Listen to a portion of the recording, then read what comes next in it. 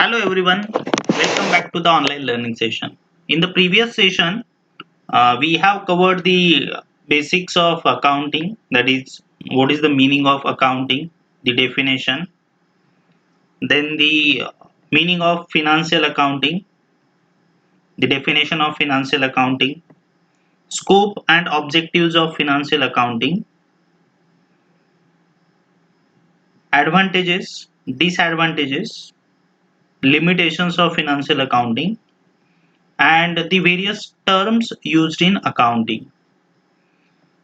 In this session, we will learn the various users of accounting information and the accounting concepts and accounting conventions. So starting with first point, users of accounting information. As you all know that accounting information is the information which is available with the business, and accountant plays an important role in gathering that information. So there are two types of users, those are using the accounting information, the internal users and the external users. So first, talking about the internal users, there are owners. We can also call them as the management of the organization.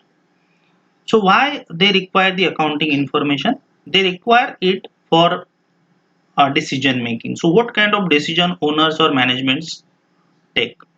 So they take the decisions like expansion of business, starting a new production, or starting a new branches, then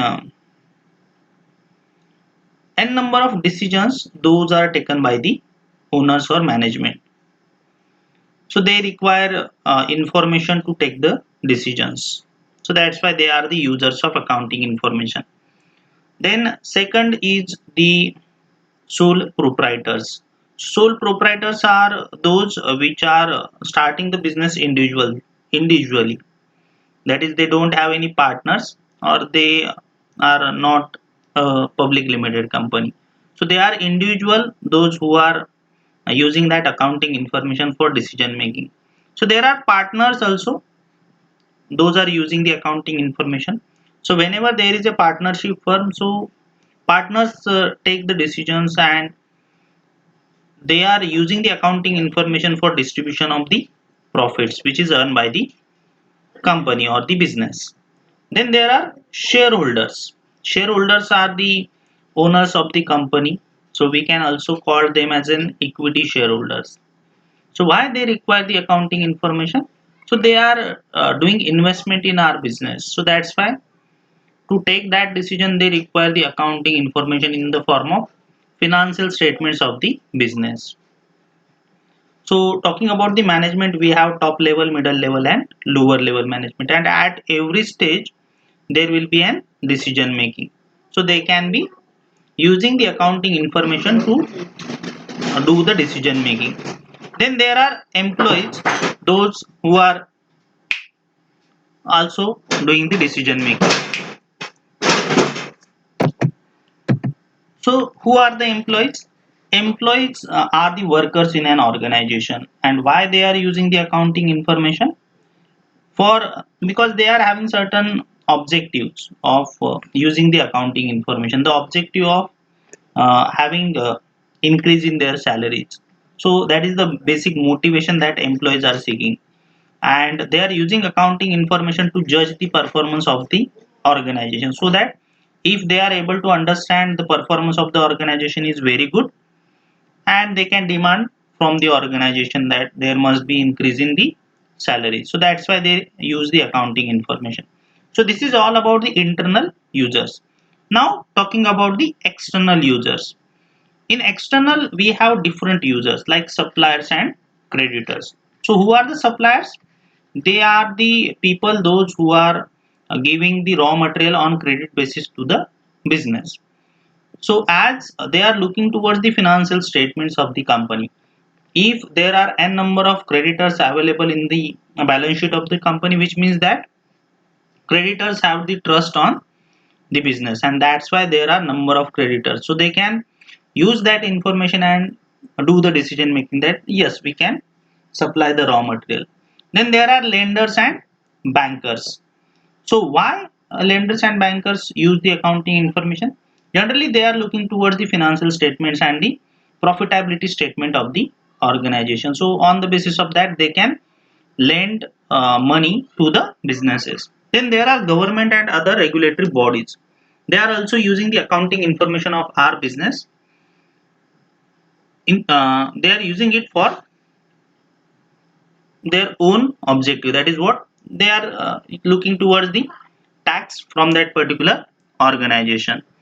Then there are certain research scholars, those are also using the accounting information.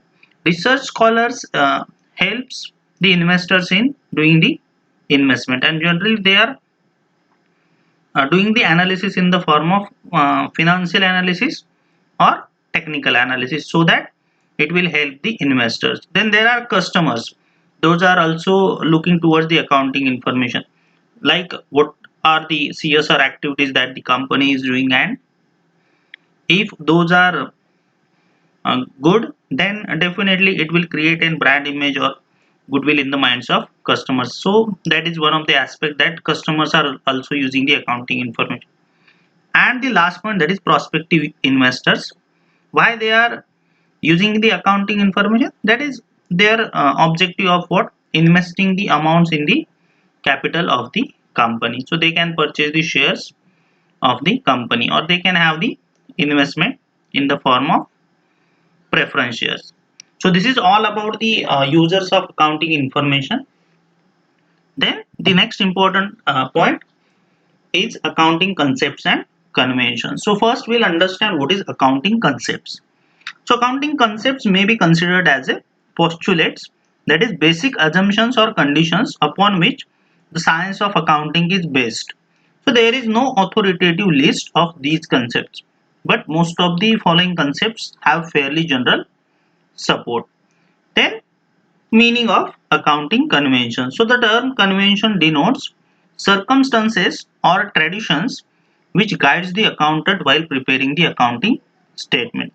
So if we look towards the image, we will understand the various concepts and conventions. So talking about the concepts, there are 10 concepts: business entity concept, money measurement concept, going concern concept, cost concept, dual aspect concept, accounting period concept, matching concepts, realization concepts, accrual concepts, and cost attach concepts. Then talking about the conventions. In conventions, there are four conventions. Conventions are the assumptions: consistency, full disclosures, conservatism, and materiality. So now we'll see in detail the concepts and conventions. First, the accounting concept. So in that we have first business entity concept. So this concept implies that a business unit is separate and distinct from the person who supplies capital to it. That is, the owner is separate and the business is separate. So the personal expenses of the owner should not be written in the financial statements or the books of accounts of a business. So irrespective of the form of organization, a business unit has got its own individuality as distinguished from the person who owns or controls it. So the accounting equation, that is assets is equals to liabilities plus capital, is an expression of the entity concept because it shows that the business itself owns the assets and in turns owes the various claimants. Then second concept is money measurement. So all the accounting transactions are recorded in the books of account in the form of money. So money is the only practical unit of measurement that can be employed to achieve homogeneity of financial data. So accounting records have only those transactions which can be expressed in terms of money, though quantitative records are also kept. So the advantage of expressing business transaction in terms of money is that money serves a common denominator by means of which heterogeneous facts about a business can be expressed in terms of number. So which enables of additions and subtractions. The next accounting concept is going concern concept. So it is assumed that a business unit has a reasonable expectations of continuing business at a profit for an indefinite period of time. Due to this concept, the supplier supplies goods on credit and the fixed assets are recorded at original cost and at not at liquidation value. Depreciation is also charged on original cost without concern to realization value. The next concept is cost concept. So a concept of accounting, the assets are recorded at the cost incurred in acquiring them. This will reduce the scope for subjectivity and personal bias. Then there will be next concept, that is dual aspect concept. So this is the basic concepts of accounting. According to this concept, every financial transaction involves a twofold aspect, yielding of the benefits and giving of that benefit. So there must be two effects, one receiving effect and the other giving effect. That's why every debit has a corresponding credit. So every transaction is having two effects, debit and credit. The next is a accounting period concept. So the measurement of a business income or a loss on a whole life basis is very simple.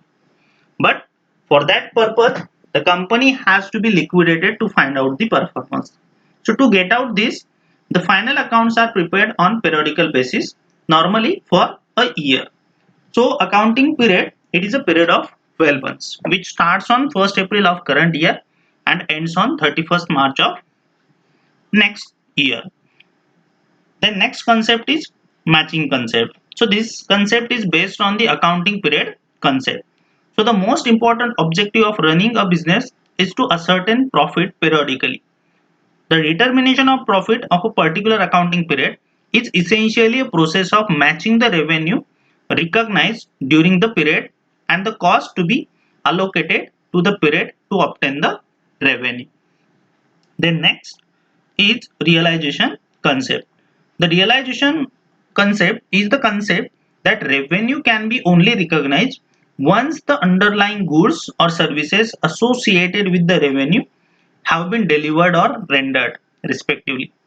Thus, revenue can only be recognized after it has been earned, that is advance payment for goods. The next concept is accrual concept. So it is the most fundamental principle of accounting which requires recording revenue when they are earned and not when they are received in cash, and recording expenses when they are incurred and not when they are paid. The next concept is cost attached concept. So this is the last concept of accounting. This concept is also known as cost merged concept. When a finished goods is produced from the raw material, there are certain processes and costs which are involved like labor cost, power and other overhead expenses. These costs have a capacity to merge or attach when they are brought together. So this is all about the accounting concepts. Those are the basic assumptions on which accounting transactions are recorded in the books of accounts. Then we'll see the accounting conventions. These are the traditions or the situations or the circumstances which help the accountant in preparing the financial statements. So the first convention is consistency. Accounting rules, practice and conventions should be continuously observed and applied. That is, they should not change from one year to another. The result of different years will be comparable only when accounting rules are continuously adhered from year to year. Example, if a company uses straight line method of depreciation, it has to follow for the next coming years constantly. If they will change that concept, that method of depreciation, it is not a good sign. So they are not following the condition, that is consistency. Then next is the full disclosure convention. That is, according to this convention, all accounting statements should be honestly prepared, and to that and full disclosure of all significant information should be made. So all information which is material interest to the proprietors, creditors and investors should be disclosed in accounting statement. The next convention is conservatism. Conservatism means taking the gloomy view of a situation. So it is a policy of caution or playing safe. With this, the businessmen take into account all the possible losses which may occur and ignore the possible gains in future. So while recording the accounts, the closing stock is always valued at market price or cost price, whichever is less. And this is the application of the principle of conservatism. Then last convention, materiality. So whether something should be disclosed in the accounts or not in the financial statements will depend on whether it is material or not. So materiality depends on the amount involved in the transaction. For example, the expenses incurred in purchasing a waste basket worth rupees 50 is termed as expense for the year rather than an asset. So customs also drives the materiality. Only round figures have to be recorded to make the figures manageable without affecting the accuracy. So today we have covered the accounting concepts, accounting conventions and the various accounting users. So we'll stop here and in the next session we'll see the accounting principles. Thank you.